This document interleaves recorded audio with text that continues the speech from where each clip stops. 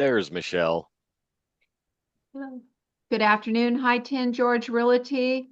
We're really excited to have Robert Brand in the house. He has been here several times teaching the Staying Out of Court seminar. It is one of the best that I have attended, and I love studying and attending seminars. So high compliments to you. I always learn something new each time I listen. So sit back and enjoy the seminar, and I'll let you take it away, Robert.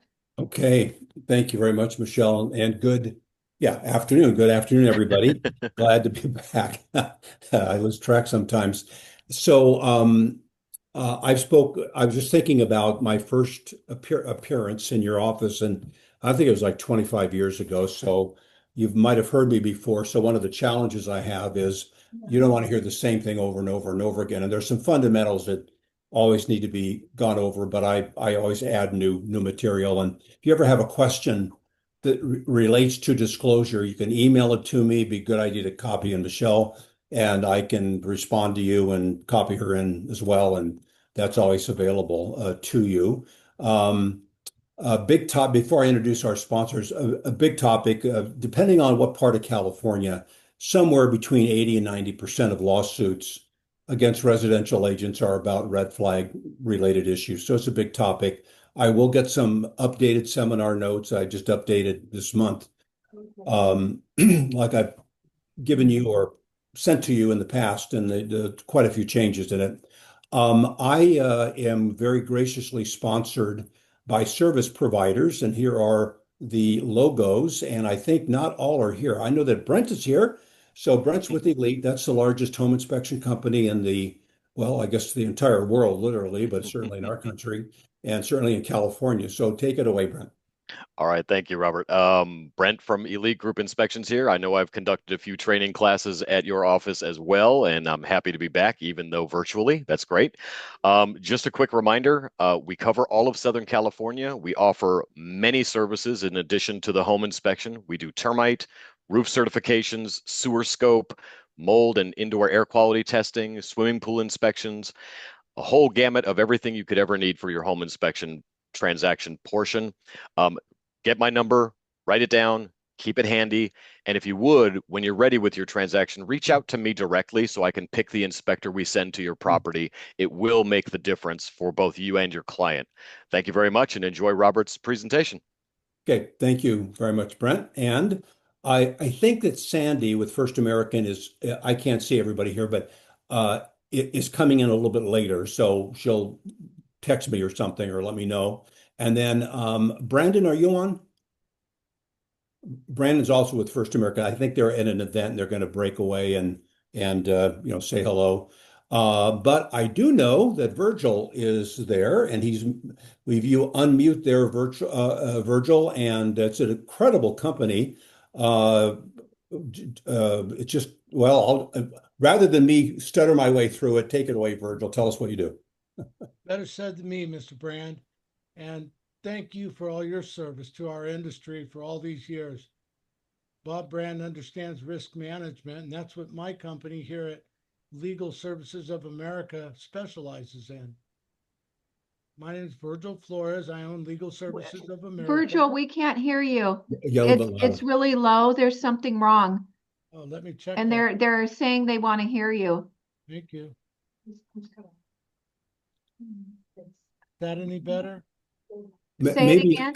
Maybe a little bit higher up. I'm sorry to interrupt, but I'm sorry. Go ahead. We'll see it. No. Is that any better? No, we can't hear you.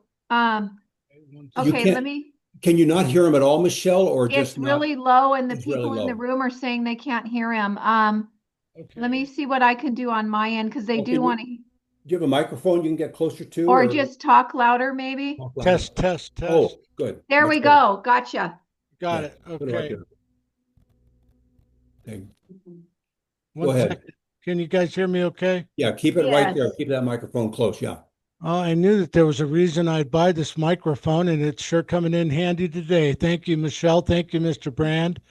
My name is Virgil Flores. I own Legal Services of America. And our sole mission in Our business life is to prevent the lawsuit against realtors. And the way that we do that is we provide a buyer-seller risk management system that now has become very popular. I can say it like that. In fact, one of my uh, longtime clients is Caldwell Banker Leaders. They're in Whittier. They've used us for many years.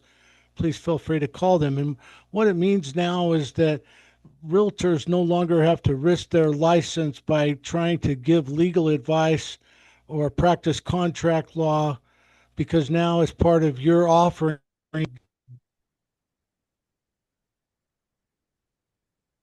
talk them through to escrow. Every time they've got a legal question that could delay the transaction from closing, you bring in an attorney. Now, then beyond that, after the close of escrow, if any unhappy little situations crop up where Bob will talk a lot about disclosures and things like that. Sorry. Bob will talk about disclosures and all of that. Then we provide a very valuable mediation system, and it fits perfectly with what the RPA directs as far as the folks having to mediate before they litigate. We'll provide all of that to your buyers and sellers. It's a lifetime benefit. It goes on long after the transaction closes, and we have a 99% success rate at preventing lawsuits against realtors. Last thing I have to talk about that's become probably more important than anything, it seems, is that my agents tell me that it has become a differentiator. It's now allowing them to offer more value than the competition. So please call on me. I'll be happy to come to your next office meeting. I put the information in the chat room. Stay legally healthy and out of court. Okay, thank you very much, Virgil. Appreciate it. Yeah, great company. Okay, let me get over to our first topic. And if you ever have a question that's related to disclosure and you just want my opinion, you certainly have Michelle and others there, but you can always email me better than calling, because I have a record of it. And I'll give you an answer. I'll copy in your management so they know what I'm saying, make sure it's okay. But that service is no cost and always available to you. So a little bit of review here, and I'll talk fast and get into some material that I don't think I've covered with you. You know, the our marching orders on the Avid are to do, or the TDS are to do a visual inspection. So a question that might arise is, does that mean that the inspection that you're doing, although it's not a home inspection and so forth, is that limited only to things that you can see, not that you can hear, or an odor that you can pick up? And it actually is more than visual, even though it says visual on there. It's like, however you notice something, like if you were to smell like, obviously, like natural gas or something, you can't see it, but you would notice it, and you could make a disclosure. And there's some other examples. So it's not really visual only, it's kind of multi-sensory, or any sensory perception. Another example would be, you're upstairs, two-story home, you're upstairs, you're going on the hallway from room to room, and the floor seems, I don't mean it's slanted like that, but it's a little bit uneven. Well, maybe you can't even see that when you're looking at the hallway, but when you're walking, you can pick it up, and so that's not visual. So it's really multi-sensory. And the two categories of issues that we're looking at are defects and or red flags. And we all know the definition. Like, a defect is where there's no question, there's no discussion, something's wrong, like the window's broken. That's a defect. Red flag is where you're concerned, but you really don't know if anything is really going on. And this example of like a stain in the ceiling, I mean, I don't know. I don't, let's say I've never sold the house I'm in, and first time there. I don't know if there's some history to it with the present owners, if it was like a rain problem, if it was white wine stored in the attic. I don't know, and I don't need to know. When it comes to disclosure, all I want to do is mention what I see without any details. Just stain noted, let's say it's family room. Stain noted, family room ceiling, above window or whatever. I don't get into it's big, it's small. it's from water. It could be from rain. It could be from, something they're storing in the attic. And I'll give you examples as I go through this, and also the notes that you'll be getting that I'll send to Michelle when I'm done, have other examples. A lot of challenges. I'll just mention a couple of them. Let's say I'm doing my Avid thing and I'm in the living room and I have nothing to say. I mean, it looks great. I'm not going to say it looks great. That's like advertising. But I see Sandy's here. I noticed a ceiling fan. Now, what some agents do is, because they can't find anything to say about the room on the TDS or the Avid, they'll see the fan and they'll say fan noted at ceiling, but it's got to be a defect or a red flag to be noted in disclosure. Not just so there's something you can do when you can't find anything to say. And by the way, that's a happy problem, because if the home's in pristine condition, then there's less chance there's going to be litigation. Also, something really minor, you're in a room, you can't, like master bedroom, got nothing to say. And you notice there's a spider web up in the corner. I don't mean like all over the place, but just kind of a typical spider web. It doesn't rise to the level of disclosure, and not a good thing to mention. So, having talked about this, as I was mentioning to Michelle, for this is my 33rd year on this one topic here in California, nothing noted seems to work the best. It's not that there's nothing wrong at all. It's within the framework of what I am looking for, which is limited in real estate. As a real estate agent, I don't see anything really worthy of disclosure. It doesn't mean it's perfect. It's just nothing really worthy of disclosure. So what do you do when one of our sponsors came in, and let me just Sandy, if you want to, I know you have a busy day. Do you want to unmute and say hello to everybody? Is that good timing for you? And she may not, she'll come back to the room. Okay, what do you do about you can't find anything wrong anywhere? It's like the home seems to be in perfect condition. It's kind of nice when you can mention the broken window or something, but you've done a really good job, which is not difficult because you're not taking things apart, and there's just nothing to say. Well, short of breaking a window, you don't want to do that. Here in California, and I live in San Diego County. I cover the whole state. I have to change this around wherever I am. But here in Southern California, almost all houses, even really expensive homes, are like we might just call it like stucco siding on the left there, brick, maybe the chimney, whatever, and then concrete or cement for patios and driveway. It is virtually impossible to find any problem in our state where these surfaces have no cracks at all. Now, the vast majority of the time, the cracks aren't a problem. They're not even worthy of disclosure. But if you can't find anything to say and you want to kind of prove you were there, you can always say or write down some cracks noted at exterior siding or backyard patio or driveway. Is not going to kill the deal. Nobody's really going to care about it. It's just a way of kind of demonstrating, since you can't really find anything else to say, that you were there and you looked around and so forth. So, and in the notes that you'll be getting that I'll send to Michelle here in a minute or in a few minutes, it'll have some examples of that. And the other observed or known conditions not specified above, you can write just about anything in there. If you don't have room, you're writing other things. There's a lot of things to say. Okay, now stating the obvious. Let's say you could have either side of the deal, but let's say you have the buyer, and they like this home that's kind of to our right there with the white wood fence. And they're going to do the deal. It looks like they want to, going in that direction. Well, and they've got children, whether they do or not, but let's say they do have kids, and maybe they're moving there because their kids are going to go to that school. Maybe not. But some agents don't make a disclosure about the school across the street because they think it's like so obvious that, do I really have to say that? And the answer is yes. And you think, well, what would the buyer say in court if they were suing me because I didn't mention the heavy traffic during school opening and closing? Actually, in court, some agents will say, And you got the buyers and sellers involved here too. I was so excited about finding this house. Everything kind of blanked out, but that never works in court.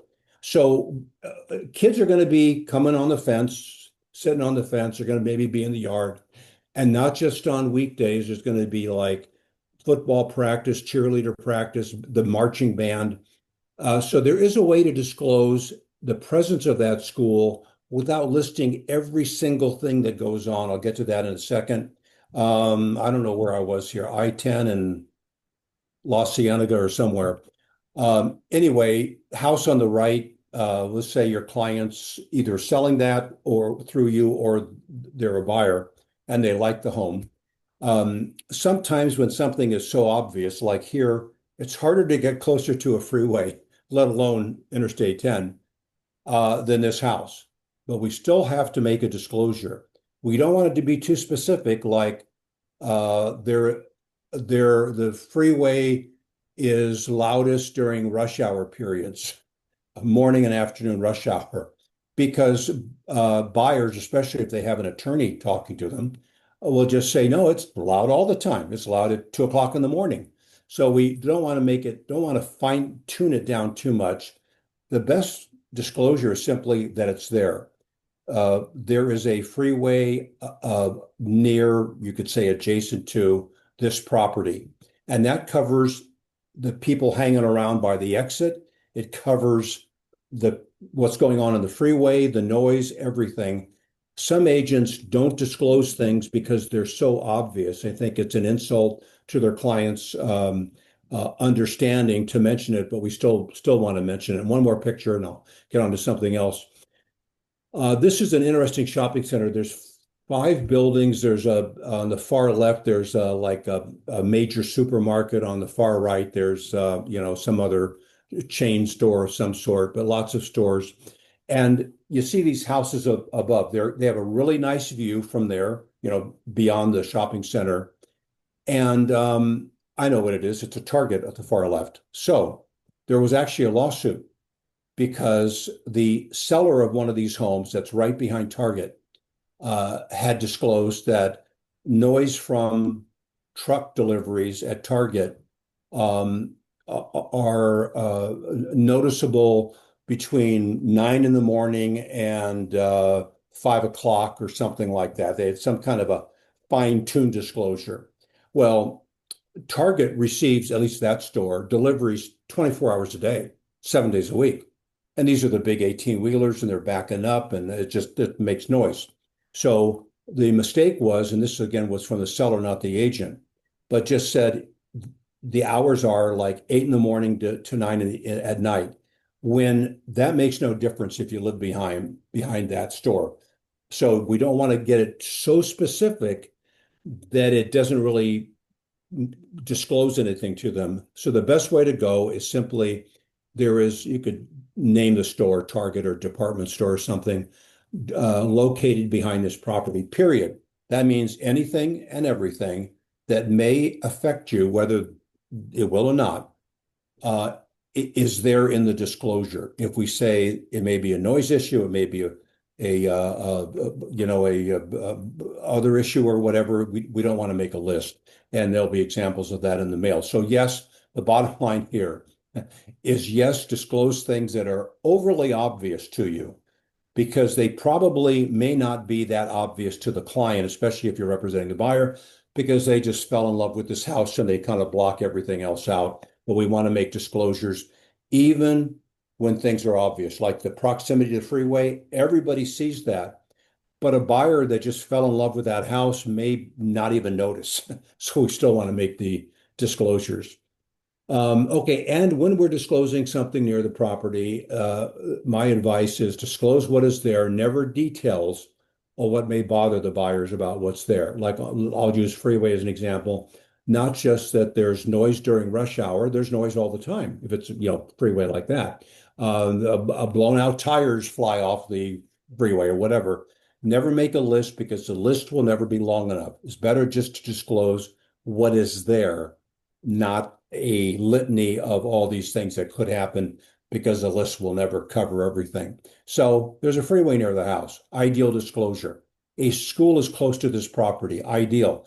That covers the cheerleader practice, the basketball practice, the school dances, the gridlock in the morning and gridlock in the afternoon, which can just be really affect the people that live there. They just can't get out of their driveway. We don't have to get into the detail, just let them know what's there. Better not to make a list of specifics. And for the shopping center, something like a shopping center is located behind this property, period. That now they can see it. They looked over the fence. You certainly know it's there. Buyers, with the help of an attorney, will come up with something else a lot. They'll say, well, we just like the house and we didn't even look around or whatever, even though they did. So we have to state something that is overly obvious, but still really important. Shopping center is behind this property. So if the buyers ever complain about it and even threaten litigation, we have let them know. We're not going to say, well, we thought you noticed it or something like that. This can work wonders in court, and it's just the right thing to do. Okay, should you disclose wear and tear items? Just the average stuff that goes on at houses, like peeling paint, or I don't mean like, is generally no, because it's wear and tear. It's just customary in homes that have been lived in for a while. Now, if it shocks you, like, oh my gosh, look at that, that's different. But just the normal wear and tear, it doesn't really rise to the level of disclosure. It's just because the house has been lived in and so forth. If you start disclosing little nitpicking things, you got to disclose all of them, and that's too much in the avid. You don't want to do that. What about taking photos during, I'm not talking about advertising, that's, all day long for photos or photography. This is during the visual inspection. This is becoming more of a problem or more of an issue than it was years ago. And I'm talking about taking pictures of like the crack in the wall or the uneven floor or something. We all I haven't got mine here. Yours is probably a better phone than mine, but phones, we could take pictures. The fact that we have a phone and we can take pictures doesn't mean we should do so. Notice that we're doing a visual inspection. We don't have to use audio equipment or something that kind of look almost like X-ray vision, look through a wall to see if there's a water problem or something.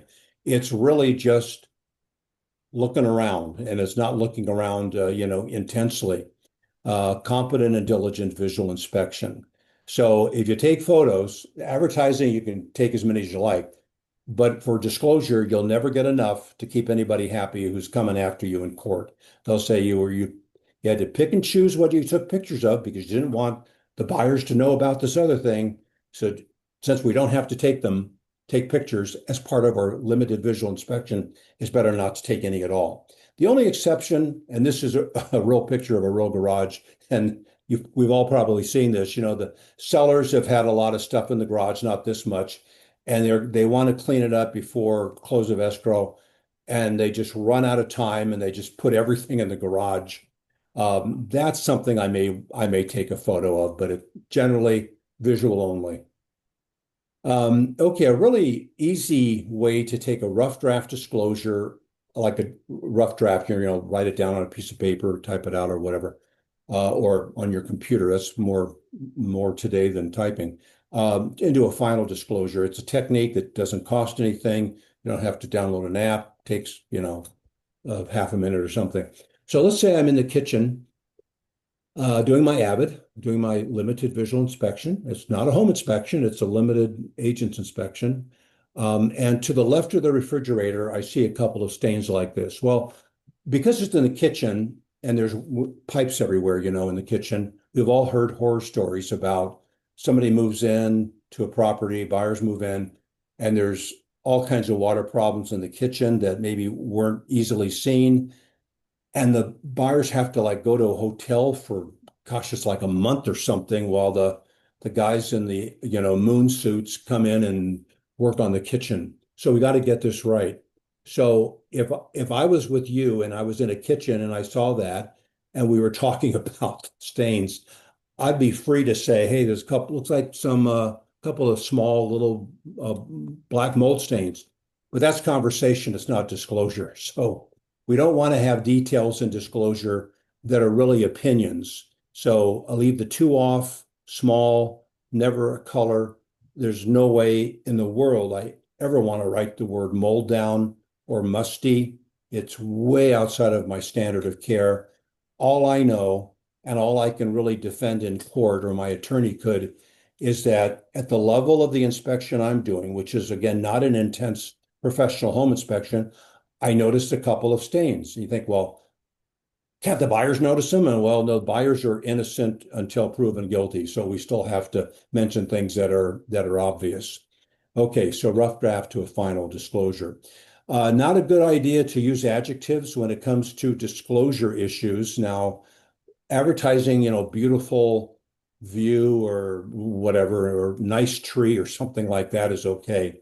But generally speaking, we want to, in disclosure, not advertising, but disclosure and a little bit in advertising, just stay away from the small, large, fair, poor, colors, numbers, water stain rather than just stain, mold. We never want to write the word mold or mildew down. We can say that like odor detected, in bathroom or where it's like smells like mold to you. You just don't want to write down mold because the identification of mold or mildew is outside of our standard of care. The necessity of disclosing something like that we have, but just not clarifying what it is, even though it's kind of a common sense thing. So back to cracks. Are they settling cracks? Are they surface cracks? Is it a hairline crack, cosmetic crack, expansive crack? They're just cracks, that's all. Anything we put in front of there can get us in trouble if there is litigation or threatened litigation. We are in no position to say the crack is from settling. That's a geological or structural engineer thing, and so on and so forth. So a couple of pictures here. Got the wall and the ceiling. I'm doing my limited agents visual inspection. So let's go through this. We'll kind of start with what's wrong. Normal settling cracks. Well, I don't know if it's from settling or something else. I don't want to say normal, and settling is way outside my standard of care. So cracks noted.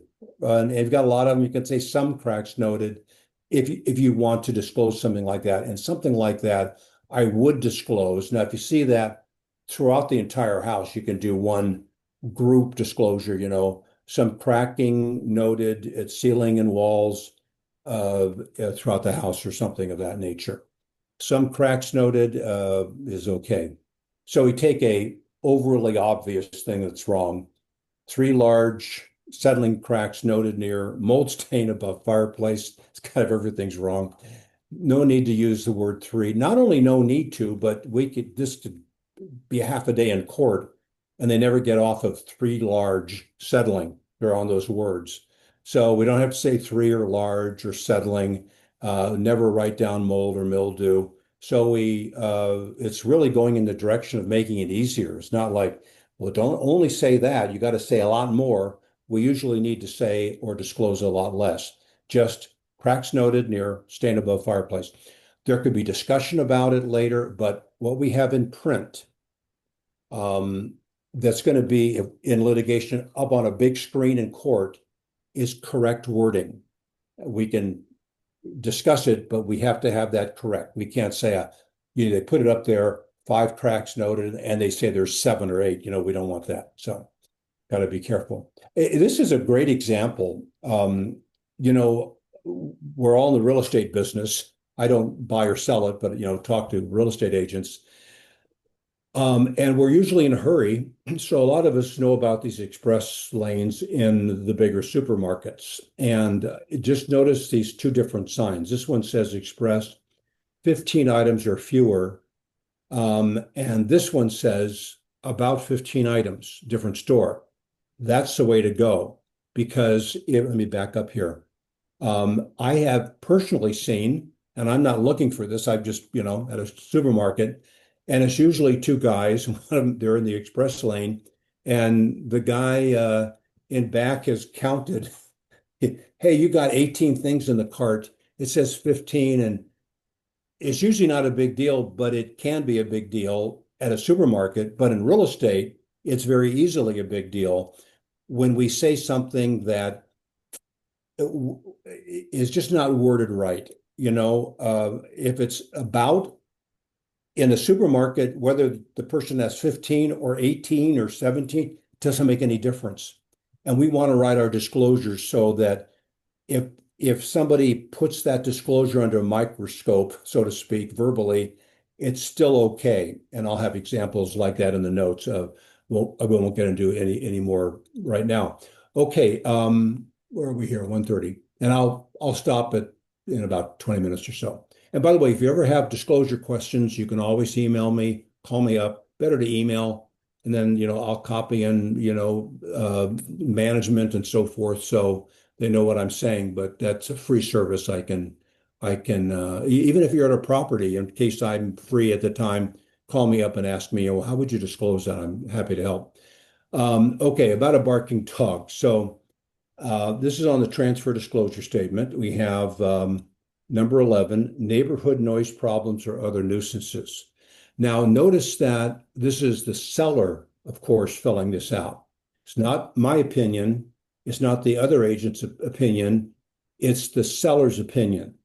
And the seller can really say anything they want to, because if you say like neighborhood noise problems, I might consider the barking dog that's out all night next door a nuisance, but not everybody would. Maybe it's a German Shepherd. Maybe the seller used to have a German Shepherd and it died 5 years ago, and they love listening to the German Shepherd next door barking at 3 a.m. You never know. So here we have the buyers or the neighbors. They could either say, well, that's not a German Shepherd, but they could say that dog is driving us crazy, and then they'd want to disclose it. Or they may say, we love hearing the barking. It reminds us of our pet, our dog that passed away years ago. And they're in charge there when they're on the stand in court. It's whatever they say. And oh, forget the picture. Dog is driving us crazy, or we like it. Don't forget, it's the seller that fills that out, not us. So never depend on if you have the listing side, your seller's perception of nuisance. When you do your own agents and very limited visual inspections, not a professional home inspection, you don't borrow anything from anybody else. It's, oh, like the seller said, or the buyer said, oh, that's not a big deal to me, or we have that in our mind. We just say it. We just say barking. If you're aware of it, if you think it's a nuisance, disclose it. And because you're the one that'll be in court, not them. Okay, qualified disclosure. Obviously, nice location for a home, a golf course there. So this is actually a wording from a lawsuit that I was helping with. So I think it's the house in the middle. I don't want to get too specific, but the sellers had disclosed that one or two, literally, verbally, 1 or 2 golf balls a week hit the house. Okay, so it's too specific. They should have said, if they want to, let's try to improve it. Golf balls occasionally hit the house, but maybe they're hitting the car in the driveway over the house. Even better, golf balls occasionally hit this property. Just a better way to go. It's broadening out the application of the disclosure. And if the seller discloses that random golf balls land in our backyard and maybe broke a window in the back of the house, they haven't disclosed that they've hit the car that's in the driveway or in front of their house because it went over. So we don't want to get too tight, too specific. So here's an interesting story, at least it is to me. This is a property where the buyers were looking, moving to this area, that area, wherever, I don't know where it was. And they had specified to their agent that they both work out of the home.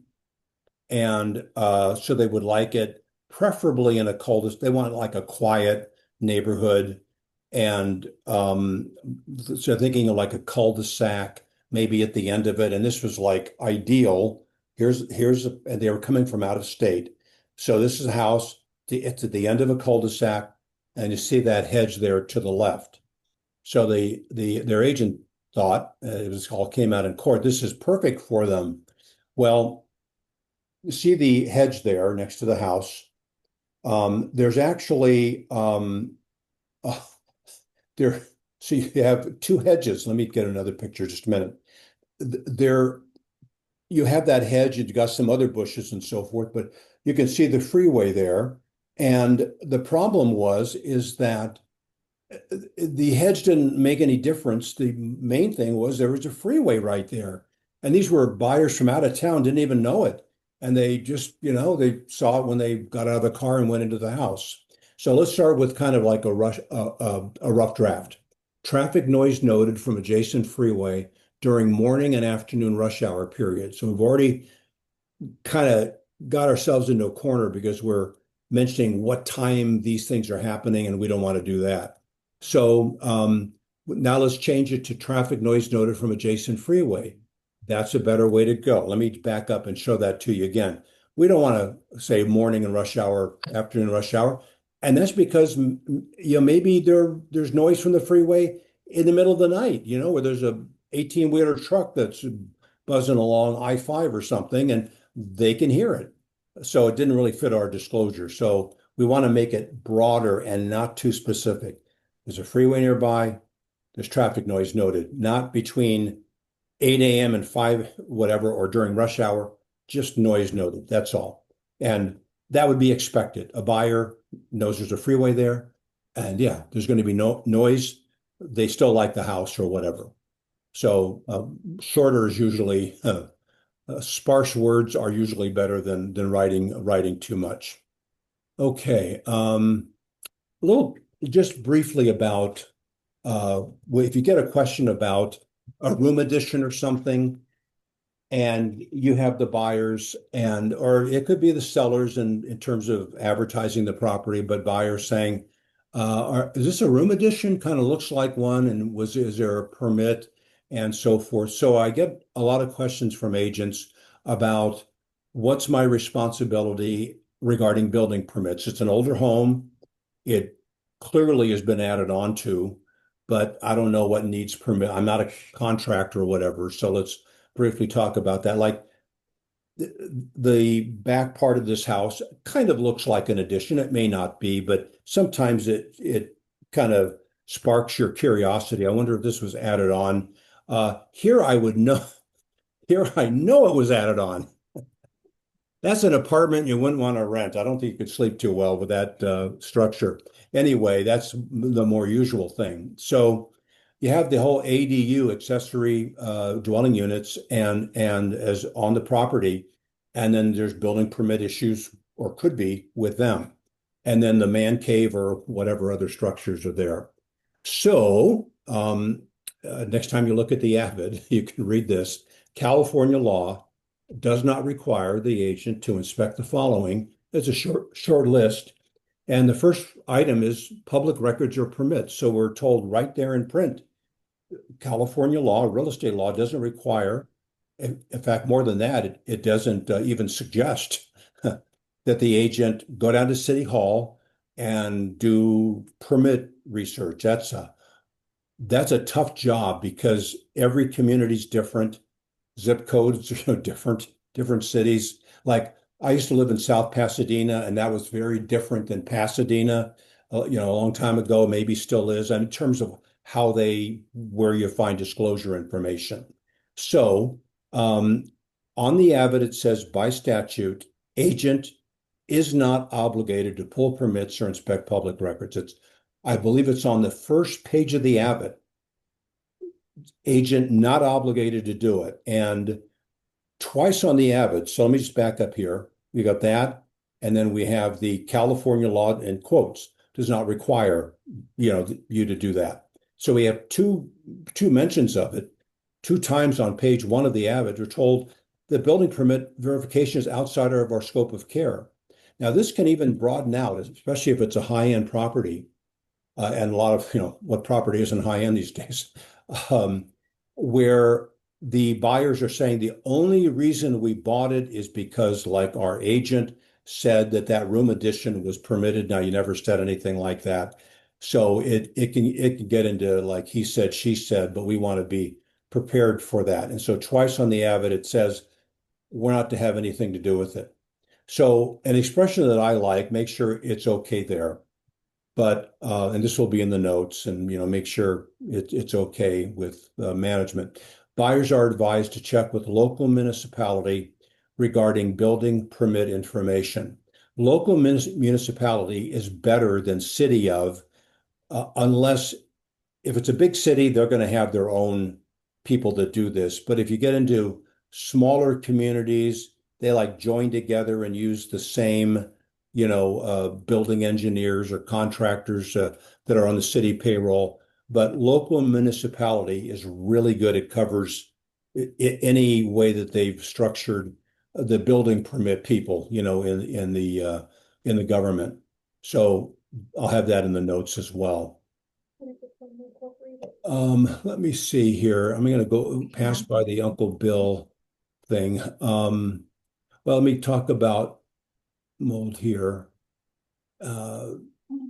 Okay, so a mold or mildew or whatever, just real briefly. This is very obvious, but even if it's really obvious to us, we still have to be careful how we describe this, because we have to stay within the standard of care, not of an industrial hygienist who may be at the property looking at things too on a rare occasion, but as real estate professionals. Is it mold?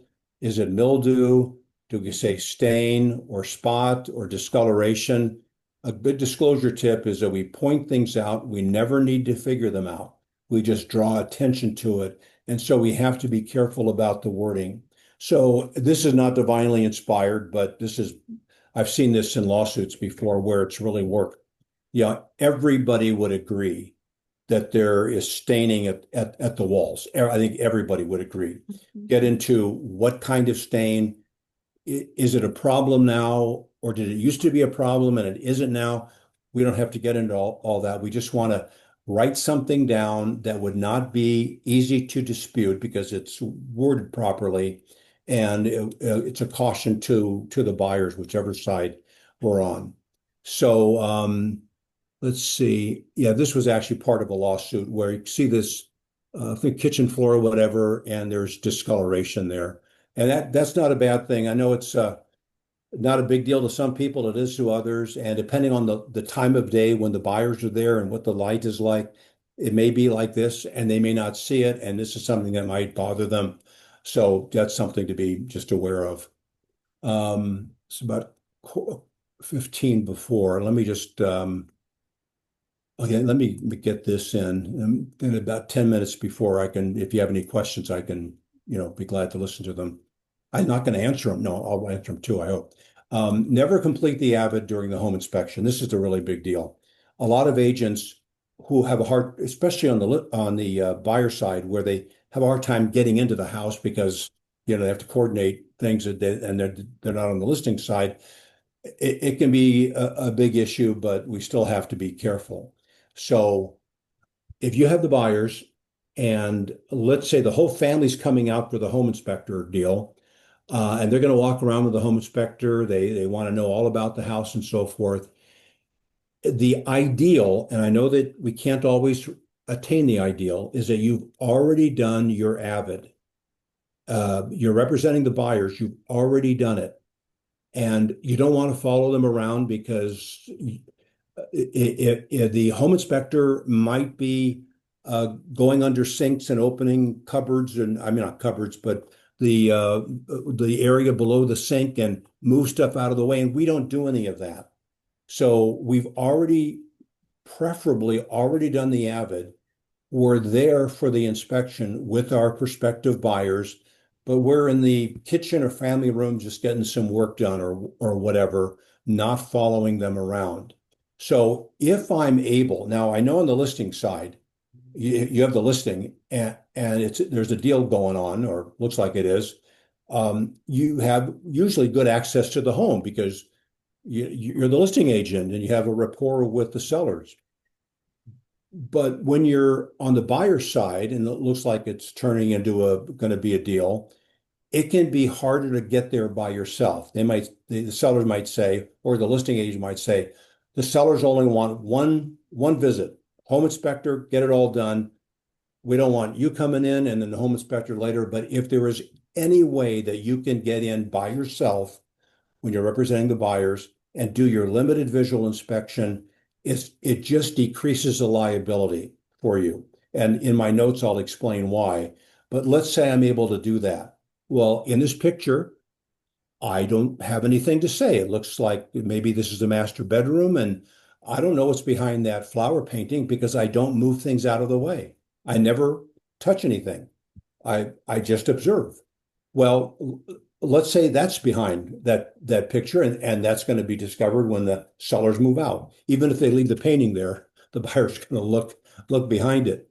But I have no liability because I don't move as a real estate licensee. I don't move anything out of the way as part of my visual inspection. It's not a home inspection. Home inspectors often don't even move things out of the way, and I'm not going to. So I have nothing to say in this picture right here. So to sum this little part up, if possible, always complete the avid prior to the home inspection. If you have the buyers doing your avid at the same time the home inspector is there, especially if you're following the guy around, is not a good thing to do because they're opening cupboards that we don't open. They're poking up in the attic and we have nothing to do with the attic, and we're listening to what the inspector is saying. So we want to kind of isolate ourselves from that. Better to not delay the visual inspection because of pending repairs. Usually the repairs are small and often they don't get done because time runs out.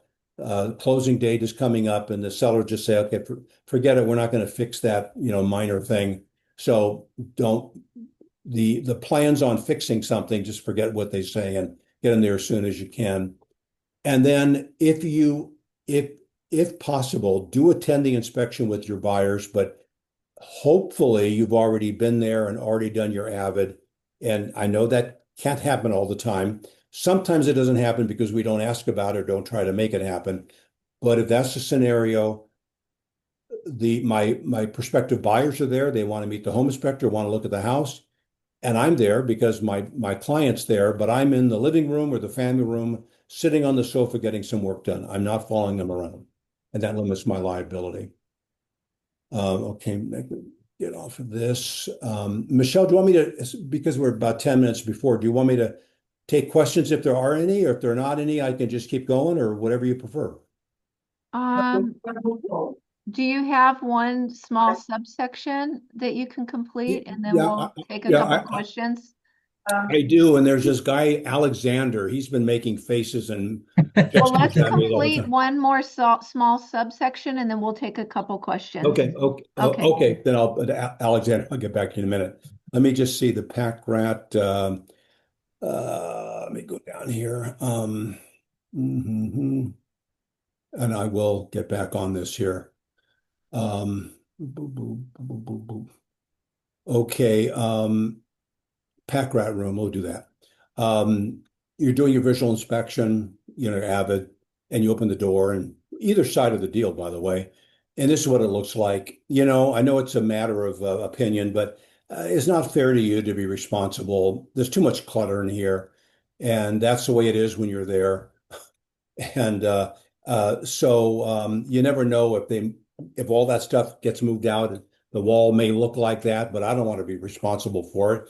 It's all going to get moved out when the buyers move in, and they're going to see it like, why didn't anybody mention this to me? Well, I want to have a record that I was there, but the room was occupied and had some clutter and so forth. So something like extensive personal belongings prevented a visual inspection of the northwest bedroom or something like that is a good way to go.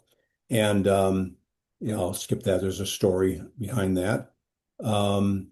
And then don't forget the home's exterior. If it's a really big property, you don't have to go to the back 40 or whatever, but around the property. And if you see something like this, vegetation, well, you don't have really a decent view of the side of the house. A lot of agents ignore it, but it's better. It may look like that. And maybe the buyers are going to cut down the hedge or whatever that is, and they're going to see that, and that's going to freak them out. So extensive vegetation debris prevented a visual inspection portions of the house exterior and so forth. If the house looks like this, then I would say just turn your car around and go away, because that's yeah, just give up. And let me do one more thing, and then we will um, find a good one here. I'll do it fast. Be back up here.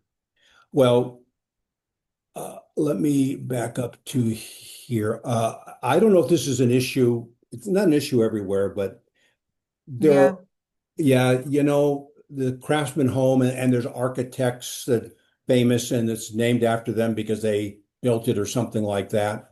So this is looks like a Craftsman home, but it was mentioned on a flyer. I made the flyer up to repeat what was already said. But that is a Craftsman home, and but I know that it is, but I think it is because I'm familiar with this. But the other one wasn't. The first one wasn't. It looked like one, and it's kind of an upgrade of a house. And people, when they're having a home built, even years ago, could even say to the builder, make it look like a Craftsman home, and they make it look like, but it's really not that. So we got to be careful, even about in advertising lingo, and in the notes I'll have more about it.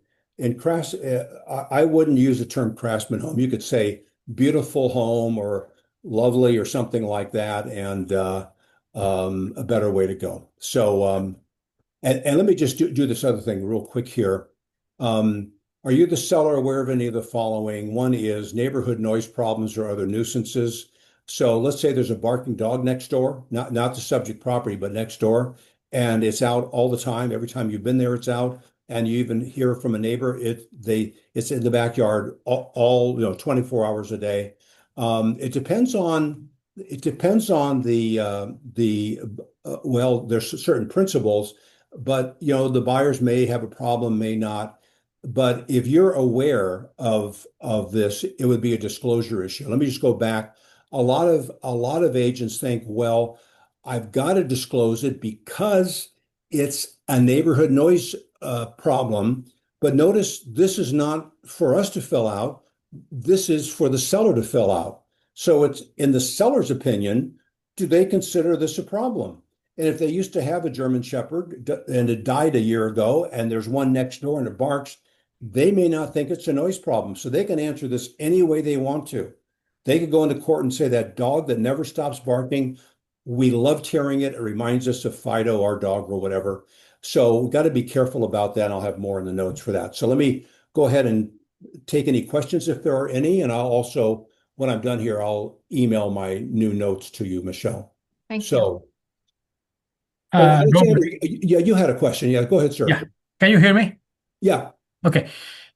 My issue is, Robert, as follow. I was trying to get this deal before, and the tenant, they don't allow to get inside the house at all. Mhm. Oh, How can we, well, how can we do a disclosure on yeah, that situation? I'll tell you the standard, and make sure if it's company policy there, but just agent unable to inspect, enter property, was prevented from doing so. You don't even have to mention who prevented you. But you make it clear that you never got into place and you didn't, because they could say, no, I didn't tell you, she told you, but you just establishing that you were told not to go in, and just have a record of it. So if an issue comes up, that can just save the day for you. And Yeah. I'll actually add something to the notes to cover that and the wording to get it just right, because I know there's certain things to say and not to say, and I'll get that in there. Could you repeat again, agent? Yeah, oh, something like agent unable, if you Agent unable. didn't get the product, unable to enter property, or yeah, and I'll fine tune that, but Okay. good to disclose it so that they know why you didn't mention anything. Okay. Sandy would like to be introduced. She's ready now. Oh yeah, Sandy. Okay, I see you there. Go Hi. for it. Hello. How is everybody? Sorry I was Great. late. I had other stuff, not as important, but dogs, whatever. Right. Because dogs take over everything. Just wanted to say that Tuesday the 4th, I'll be at the office. We're going to do personalized marketing materials. Bring your laptops. I'm going to send an email to everybody to remind them of this, with also some instructions on what I want you to do prior to me being there on the 4th. I'll feed you. I'll teach you lots of fun stuff. See, I'm a step better than Bob. I'll feed you. Like, he teaches you stuff, and that's, I guess, okay. But I will feed you. So, as always, thank you for the opportunity. I love getting in front of this office. Bob, I'm sure I'll see you again, like whenever, you know. Yeah. But just wanted to thank you guys for the opportunity, and I'll see everybody on the 4th. Thank Yeah. you. Thank you. Thank you, Sandy. And then I don't think Brandon made it in. He can interrupt me if he did, but he's also with First American, but on the NHD side, and he's a sponsor as well. So, any other questions, Michelle? Any from the room here? Oh, what if it's not a city and What if it's not in city but in county? unincorporated? Unincorporated. Is there any disclosures for that? In terms of, I would say no. In terms of the transfer disclosure statement and the AVID, no. Okay. Well, when it says buyers are advised to check with local, what do we I say? always put, well, she's asking when we write stuff like buyers are advised to check with the City, city or local, but I always put government entities they deem necessary. yeah, and another way that's fine, and check with the appropriate municipality Okay. regarding building permits or whatever it is. It's Yeah. not a municipality. She's saying that technically it's not a municipality, Oh, okay. unincorporated. Yeah. Well, just you mean it's like it's got a name to the city, but it's not incorporated or something? Is that? Just call it unincorporated, right? Yeah, just say, or check with, again, a good generic thing that covers a lot of potential lack of disclosures is just verify with the appropriate municipality regarding something. And if they're not the appropriate, if there isn't a city hall, and I'm just going to say South Pasadena. I know it's a city unto itself. I used to live there, but it's like a long time ago, it wasn't a city. So you had Big Pasadena, South Pasadena, and so forth, San Marino. And when I was there many, many, many years ago, Pasadena did all the building permit stuff. And, it's, there's, and the notes, I'll have wording to fine tune that for you. Okay, well, thank you, Bob. This was really informative and we're looking forward to your notes. Okay. And it was wonderful to see you again, and we are very appreciative. Hi, 10 George Realty. Thank you to those that have attended, both on Zoom and in the room. I'm sure you got a lot out of this, and we will be e-blasting out the notes on this seminar and some additional notes to help you along the way. Thank you all very much. We appreciate it, and we'll be signing off. Thank you. Till next time, Bob. Okay. Thank you. Have a good day, everybody. Bye-bye.